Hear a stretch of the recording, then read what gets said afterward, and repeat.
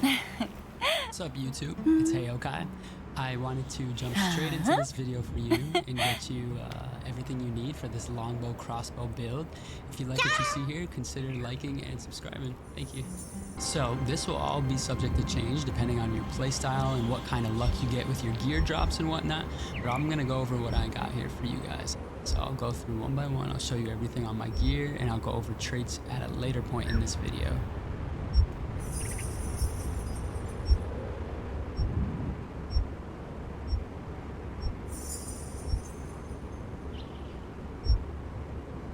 I've prepared a build of how I think I want my endgame to look. It's going to be a grind and a half, but some of these weapons aren't even out yet, and the gear, you're going to have to level up your guild, you're going to have to do some bosses and stuff like that. But the trait spread I'm going to do is a hit, heavy attack chance, and critical hit on my weapons. My armor is going to be, because what I have doesn't have melee, but for what I can get, it's magic and ranged endurance and evasion. So just a good spread of that between each piece. As you see, move speed on the boots, just because I feel like I don't really need all that extra evasion. I like to be able to kite the melees. My cape has some damage resistance, max health. My jewelry, all about skill damage boost, health regen. I'll show you that here. Some resistances. For your attributes, each interval of 10 past 30, you get a buff. So for strength and wisdom, I'm going to get max health and max mana 750, as you can see. And for dex, you get critical hit, bonus damage, and move speed at 50. And for perception, you get hit chance, buff duration, and range at 50, which is very good kiting for melees. For my favorite part, we're going to go over the skills, the skill specializations, and the masteries for each weapon. So you're going to run around with this pretty standard build. It has a ton of damage. I'll show you the rotations later. It has some mana sustain. You could opt for Nature's Blessing if you need more health sustain, but since I'm going for a more aggressive DPS build, I'm relying on healers in my party, my guild, my group to be able to heal me so I can just pump out maximum damage.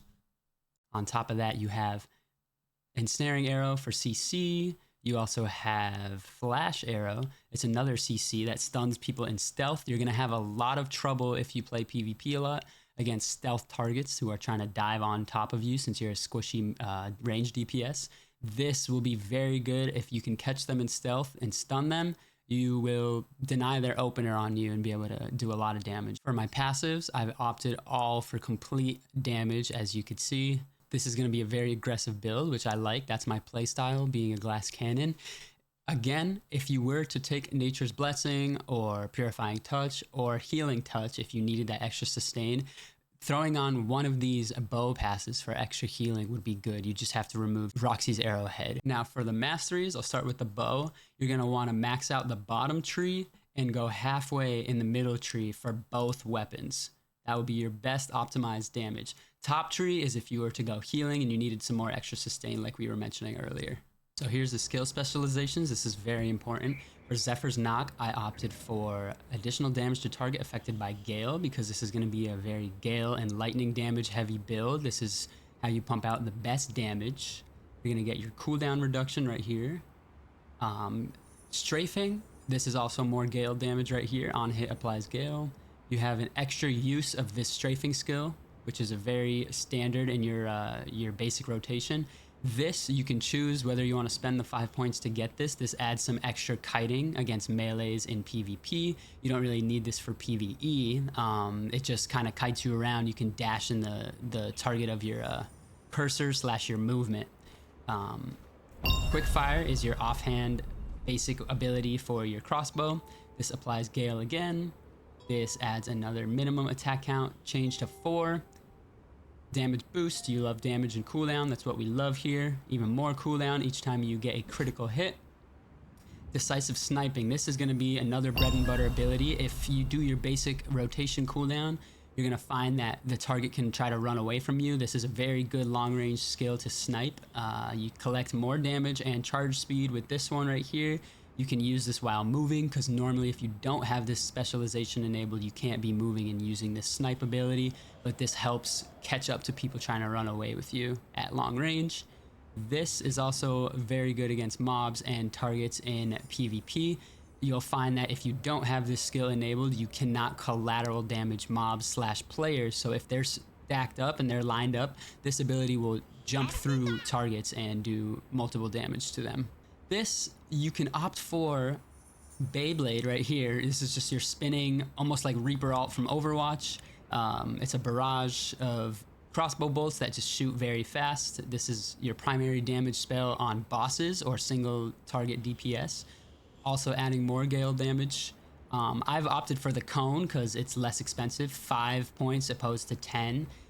You'll find that in PvP, you're gonna have to be on top of targets to use the Beyblade efficiently, but that's very difficult because melees are gonna want to stick to you to CC you. With your Selfless Diffusion, I've opted for CC removal. This is very, very important. This is almost like another trinket in this game. If you're familiar, you can get that trinket ability from one of the crafters. So you'll have 2 ways to break out of CC with this and that. Here's the lightning damage passive that adds lightning damage to your Mother's Nature's Protest, but it drains mana very fast.